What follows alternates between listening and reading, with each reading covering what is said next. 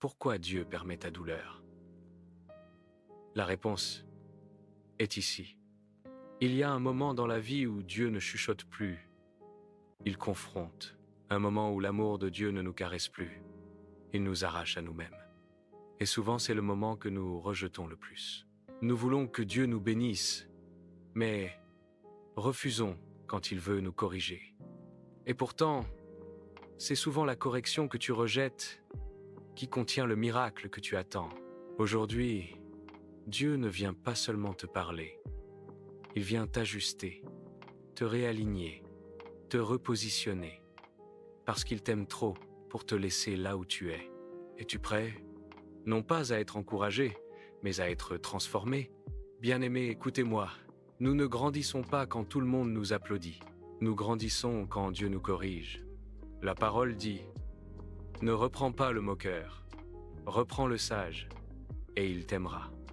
Donne au sage, et il deviendra plus sage. » Autrement dit, la manière dont tu reçois la correction détermine la vitesse de ta croissance spirituelle. Et le Saint-Esprit me pousse à dire ceci. La saison que Dieu prépare pour toi nécessite une version de toi qui n'existe pas encore. Et pour que tu deviennes cette version, la correction est indispensable. Dieu corrige parce qu'il aime. Le moi charnel corrige pour humilier. Mais Dieu corrige pour restaurer. Beaucoup disent « Seigneur, change ma vie ». Mais quand Dieu commence à toucher l'orgueil, la colère, l'impulsivité, le manque de discipline, nous résistons. Pourquoi? Parce que la correction touche nos angles morts. Tu ne peux pas être transformé là où tu refuses d'être corrigé. Je déclare sur ta vie. La saison de stagnation se termine quand la saison de correction commence. Dieu n'est pas en train de t'exposer. Il est en train de t'élever. Il n'est pas en train de t'accuser. Il est en train de te libérer. Il n'est pas en train de te rejeter. Il est en train de t'aligner avec ton appel. La plupart des chrétiens aiment la bénédiction, la prophétie, les promesses, les chants, les miracles, mais fuient la correction, la discipline, l'examen de soi, les ajustements quand le pasteur prêche ce qui nous arrange. Quel homme de Dieu, quelle sagesse, quelle profondeur. Mais quand la prédication touche notre péché, nos habitudes, nos comportements, nos blocages, on se sent offensé, attaqué, incompris, blessé. Dieu dit, seuls les insensés rejettent la correction. À chaque correction, pose-toi ces questions. Est-ce que c'est vrai? Est-ce conforme à la parole de Dieu? Dois-je changer? La vérité qui te corrige aujourd'hui est la vérité qui te libérera demain. Ceux qui avancent vite acceptent d'être enseignables. Ils ne se justifient pas, ils ne se vexent pas, ils apprécient la correction. Ils remercient ceux qui les reprennent. Et surtout, ils changent. Dieu n'augmente jamais celui qui refuse d'être corrigé. Bien-aimé, cette génération ne manque pas d'enseignements, elle manque d'humilité pour les recevoir. Mais aujourd'hui, Dieu t'appelle plus haut, plus profond, plus mature. Dieu te dit, laisse-moi te corriger et je te préparerai à porter ce que tu m'as demandé. Lecture des Écritures. Proverbe 3:11-24. Mon fils, ne méprise pas la correction de l'Éternel et ne t'effraie point de sa réprimande. Car l'Éternel châtie celui qu'il aime, comme un père l'enfant qu'il chérit. Heureux l'homme qui a trouvé la sagesse et l'homme qui possède l'intelligence. Car le gain qu'elle procure est préférable à celui de l'argent, et le profit qu'on en tire vaut mieux que l'or. Elle est plus précieuse que les perles, et toutes les choses que tu pourrais désirer ne l'égaleront pas. Dans sa droite est une longue vie, dans sa gauche, la richesse et la gloire. Ses voies sont des voies agréables, et tous ses sentiers sont paisibles. Elle est un arbre de vie pour ceux qui la saisissent, et ceux qui la possèdent sont heureux. L'Éternel a fondé la terre par la sagesse, il a affermi les cieux par l'intelligence. Par sa science, les abîmes se sont ouverts, et les nuées laissent couler la rosée. Mon fils, que ces enseignements ne s'éloignent pas de tes yeux. Garde la sagesse et la réflexion. Elles seront la vie de ton âme et l'ornement de ton cou. Alors tu marcheras avec assurance dans ton chemin et ton pied ne heurtera rien. Si tu te couches, tu seras sans crainte. Et quand tu seras couché, ton sommeil sera doux. Voici une explication claire et profonde de Proverbes 3, 11, 24, verset par verset, pour te permettre de comprendre le cœur de Dieu derrière chaque mot. Mon fils, ne méprise pas la correction de l'Éternel, et ne t'effraie point de sa réprimande, car l'Éternel châtie celui qu'il aime, comme un père l'enfant qu'il chérit. Dieu commence par nous rappeler un principe fondamental.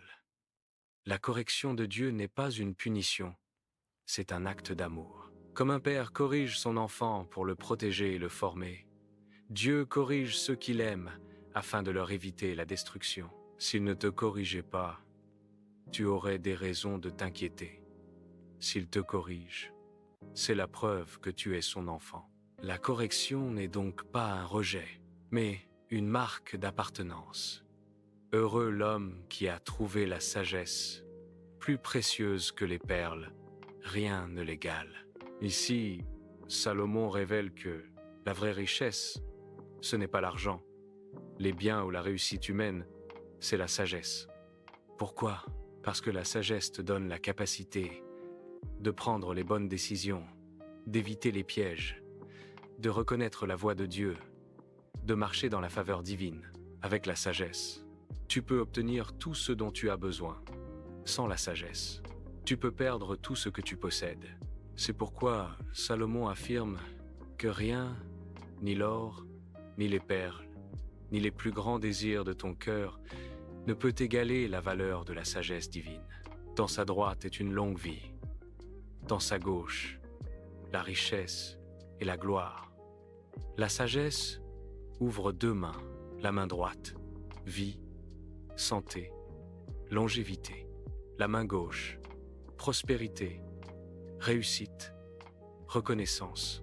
Autrement dit, la sagesse apporte un équilibre entre le spirituel et le matériel. La vie plus longue signifie une vie protégée, guidée, préservée.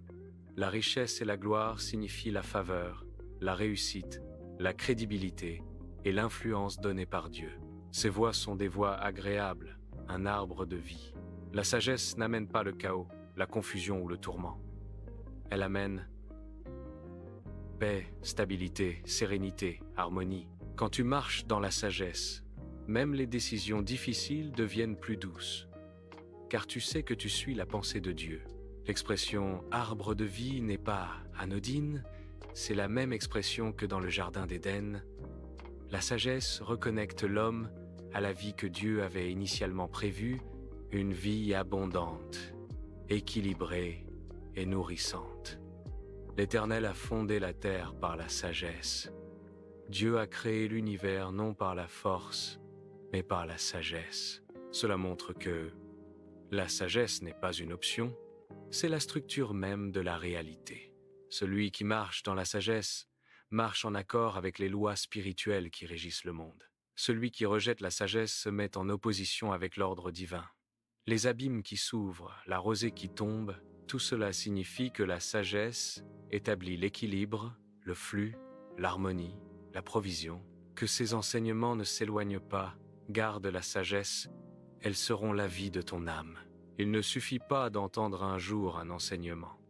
Il faut le garder, le méditer, le pratiquer, le laisser transformer le cœur. Pourquoi ? Parce que la sagesse est ce qui maintient ton âme en vie. Ton corps vit de nourriture, mais ton âme vit de sagesse. Elle devient aussi un ornement sur ton cou, c'est-à-dire qu'elle embellit, elle t'honore, elle te donne dignité et grâce dans la vie quotidienne. Tu marcheras avec assurance. Ton pied ne heurtera rien. Ton sommeil sera doux. La sagesse produit 3 bénédictions majeures. 1. La sécurité. Tu marches sans crainte parce que tu marches dans la volonté de Dieu. 2. La stabilité. Tu ne heurtes rien, tu évites les pièges, les mauvaises décisions, les relations toxiques, les erreurs qui détruisent. 3. Le repos. Ton sommeil est doux. Pas d'angoisse, pas de tourment, pas d'inquiétude. La paix te couvre. L'essentiel de ce message se trouve dans la suite. La correction plus la sagesse égale. Vie abondante, paix et protection. Dieu commence par corriger, puis il donne la sagesse, puis il t'amène dans la paix, la sécurité et la prospérité. Autrement dit, la correction prépare ton cœur à recevoir la sagesse. La sagesse prépare ta vie à recevoir les bénédictions.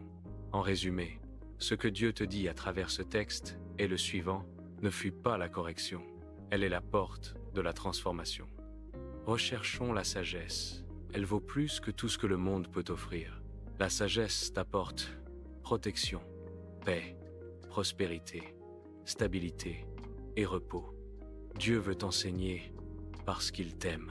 La sagesse est le langage de Dieu, la structure du monde et la clé du bien, être intérieur. Ainsi, nous allons passer à la prière. Répète après moi.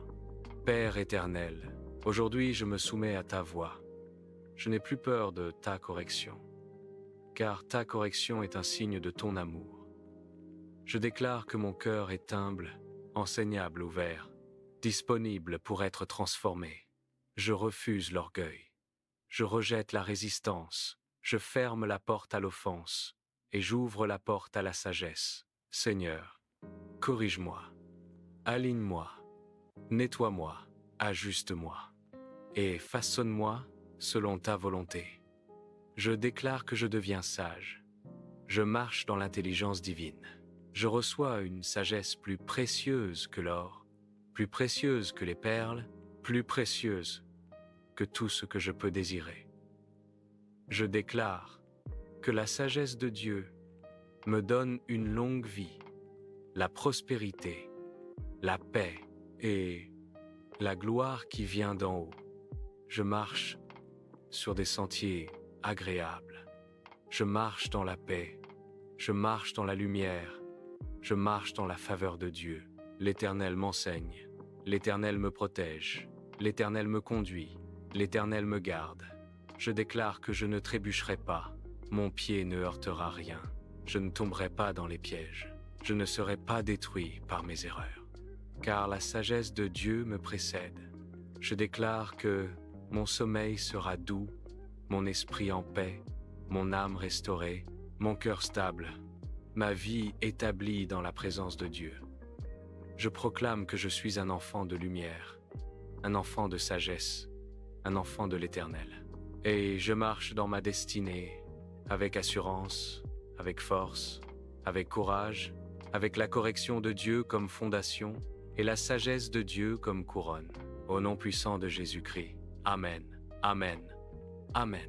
N'oubliez pas, Dieu vous aime, nous vous aimons, et Jésus est Seigneur. Parole de ce jour est votre guide quotidien pour la victoire.